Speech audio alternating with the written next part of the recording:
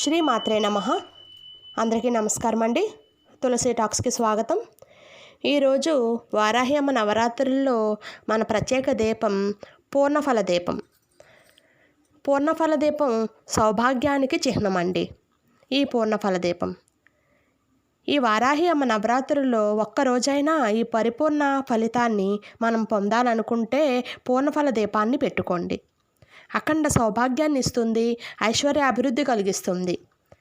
ఇక ఈరోజు మన నైవేద్యం పానకం, దానిమ్మ గింజలు, గారెలు, ఖర్జూరం, ఎండు ద్రాక్ష. ఇక ఈ నవరాత్రుల్లో రేపు ఆఖరి రోజు, కానీ శుక్రవారం వచ్చింది కాబట్టి ఉద్యాపన చెప్పకూడదు, కదిలించకూడదు. మన ఇంటికి సాక్షాత్తు ఆ అమ్మవారిని పిలుచుకొని నిలుపుకొని ఈ 9 రోజులు పూజించుకున్నాము. శుక్రవారం పూట ఎలా పంపిస్తామండి?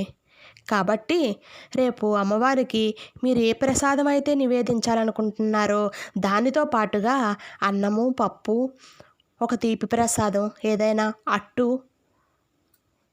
గోధుమ పిండిలో కానీ మైదా పిండిలో కానీ బెల్లం కలిపి ఒక అట్టు పోసి అమ్మవారికి ఆరగింపు పెట్టుకోండి.